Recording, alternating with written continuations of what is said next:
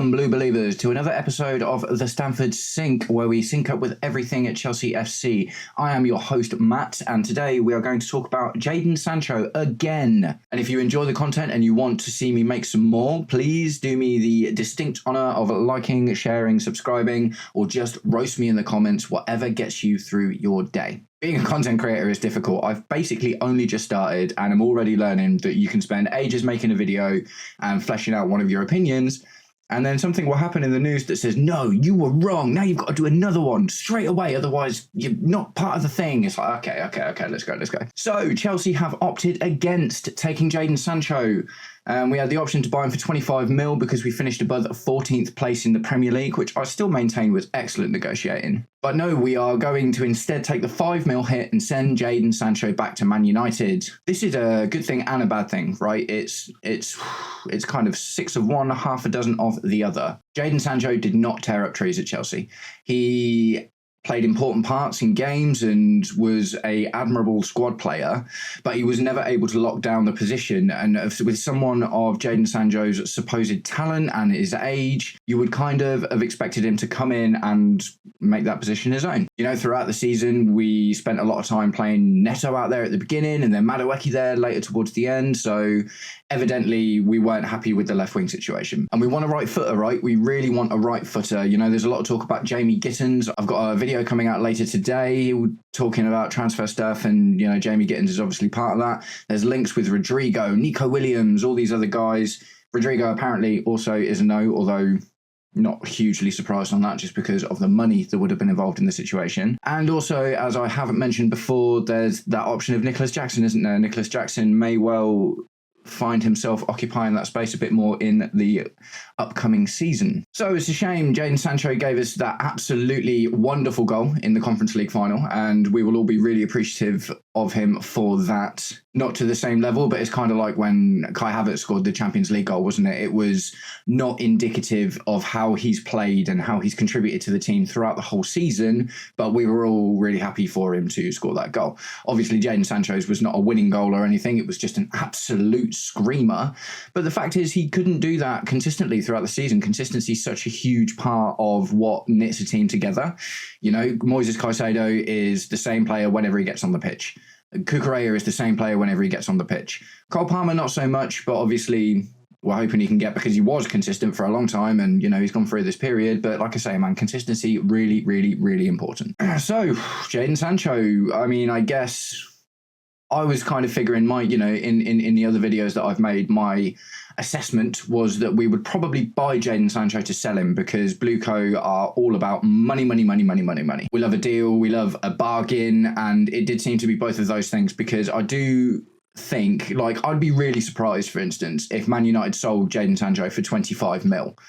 Or even 20 mil, considering they're going to get the 5 from us for sending him back. You know, they'll probably get 30, 35, 40 million for him. Hopefully that's the last time I'm ever going to say that, because I think it's the third time I've said it across all my videos now. But yeah, they can maybe make a little profit on him and help with their rebuild, which for them seems to be going pretty well. They've just signed Mateus Cunha from Wolves, and they look like they're getting Brian and Burmo from Brentford. So, you know, it's going pretty well for them, and they don't play wingers, so Sancho 100% hasn't got a spot in the team. We've been consistently linked with Garnacho, for instance, which I'll get on to in a minute. But yeah, you know, Jadon Sancho isn't going to go back to United and start playing for them all of the time because Anarim thinks that he's, you know, perfect for their system, because he's absolutely not. He's not going to play a wing-back spot, and he's too wide. You know, his mentality is too kind of entrenched in that wide player idea to be easily converted into that inside forward that they're looking for. So I was wrong. That's the perils of being a content creator, right? It's all about having an opinion and putting it out there as best and articulately as you can, and then getting egg on your face when the news goes, no, that's absolutely not what is going to happen. Screw you. Here we go. So, you know, even if we didn't sell him, there was the option of paying that bit for him and just having him as a backup squad player.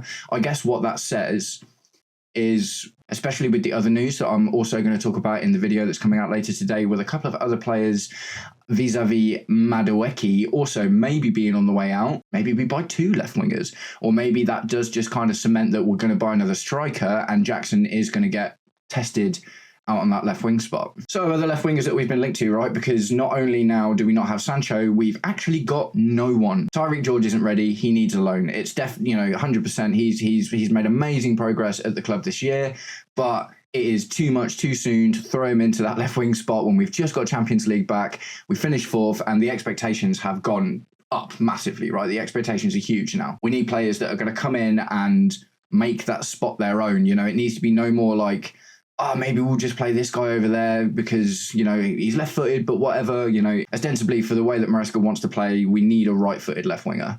And the options are Jamie Gittins. That seems to be the most odds-on-nailed one, but please don't clip me up on that because as we're talking about right now, these things can change in an instant. There's also a lot of talk about Nico Williams. And if I could just choose someone and it wasn't going to be like crazy money or, anything like that, Nico Williams is probably the guy that I'd go for. He looked unbelievable in a Spain shirt and he has just had excellent season after excellent season in Spain.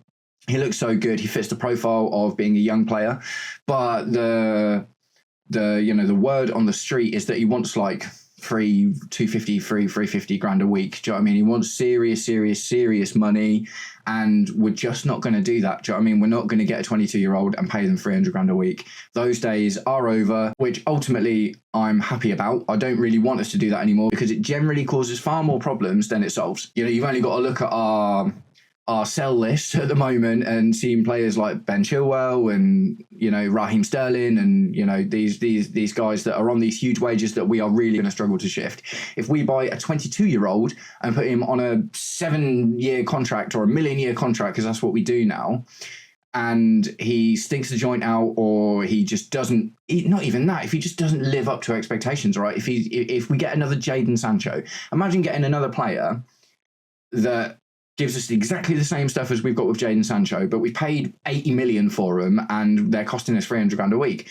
We can't do that anymore, man. Do you know what? There's very few teams that can do that as well. It's not even necessarily just about the Chelsea way of doing things now, right? Football's changed so much in the last few years. You got to think like, 5 years ago or something, 5-6 years ago, Neymar went to PSG for 220 million and the whole world went, what is going on? And, transfer fees just started going absolutely mental and things looked like they were on this really, really downward spiral of getting completely out of control. But things have started to level out. Things like PSR and, financial regulation have come in and they have started to steady the waters a little bit. It's not, sexy or fun to talk about the politics of football necessarily, but, you've got to look at it and think this is probably a good thing. There was a few seasons back to back where people were just going for 100 mil all the time. And, that seems to be happening less. Transfer fees are still really high. Like, Frankfurt want 100 mil for Ekitike, for instance. I don't think we're going to pay that. There's only a few teams that can really afford to do stuff like that now, Real Madrid being one of them. Probably Man City could afford to chuck 100 mil on another Jack Grealish style player and it wouldn't exactly dent the coffers too much, or depending on what happens with the 115 though, right? So left wingers, Jamie Gittins, Nico Williams would be great, but I just think it's too expensive. It's a really strange time at the moment. We're obviously linked with João Pedro from Brighton right at the start of this window, but that seemed to fizzle out quite quickly. He seemed to be another Jackson-y kind of player that can, play out on the left wing, but also do a job up top. And it's just all a bit crazy, isn't it? We are, we're looking at a very busy summer. You can see from the moves that are being made at the start and how all of the news about all of these player sales that are going down. We are going to have to replace a lot of these players. So as ever, as a Chelsea fan, you can expect to be eating well in terms of transfer news and football doom scrolling to keep you busy in the mornings and on your lunch breaks and when you get home from work. So Jadon Sancho, am I sad? Not really, to be honest. Not too bothered about the Jadon Sancho not being with this kind of thing because, as I said before, my assessment was that we'd buy him to sell him because I just figured they would be happy to make the few quid on him. You know how it goes now. Obviously, we've all got degrees in finance because we're Chelsea fans and we understand all of this stuff. But, ultimately, we buy a player, for 50 mil. And over a 5-year contract, amortization is 10 mil a year. So on this year's books, that's 10 mil or whatever. But you sell a player like Jadon Sancho for 30 mil, then you get all of that 30 mil. So you could buy a player for 60, 70 mil and only pay 10, 12, 15 mil a year for him, whatever, and you buy someone like Jadon Sancho, you sell someone, like Jadon Sancho for 30, 35 mil, whatever, and you get 20, 25 mil on your books, which for that kind of player swap, if you will, leaves you in the green. Do you know what I mean? You've got money left over on this year's books. That's definitely how things are going and how things are being done. So, you know, I guess it's actually a good thing that we're not doing that with Jadon Sancho, because it shows you that we're not doing it for, well, it could be money reasons. Maybe they're worried that they'd struggle to sell him, but ultimately they didn't put taking the gamble on the money before the footballing stuff, right? They're like, right, no, we need a left winger. We need a right-footed left winger. Jadon Sancho is a bargain, but that is not as important as getting someone in who can actually do the job and keeping those wages free. And the chance that we didn't sell Sancho was more important than the possibility that we could make some good money on him in this year or the following 2 or 3 windows. So Jadon Sancho, thanks for coming around. Obviously, he was a Chelsea fan when he was a kid, so, you know, we all love that. But, you know, he's probably going to end up back in Germany or over to Italy or maybe even Saudi, man. Do you know what I mean? Maybe that's even Jadon Sancho. You know, at this point of your career, like, how do you go? Where do you go? Sorry, how do you move up? You know, he can probably continue to get a reasonable wage at somewhere like Saudi. Maybe, you know, I've mentioned a couple of players recently that I think would be good for the MLS.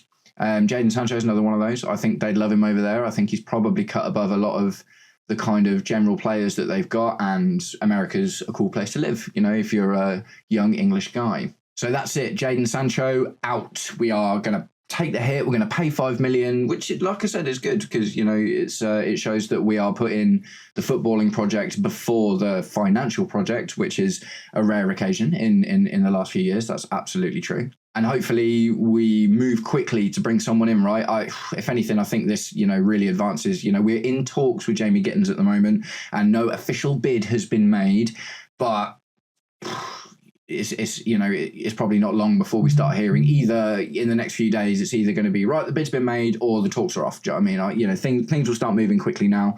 We need someone. We're going to need someone for the Club World Cup, which starts in 2 weeks. Do you know what I mean? It's not. You know, it's not like we've got months to figure this out before we actually need a left winger, unless Jackson plays out. So let's see what happens, right? Let's see what happens. Things are going to keep on moving. I'm going to keep on trying to jump on and make these little videos as soon as I get the news and as soon as I can. Jadon Sancho is out and Matt is out. Peace.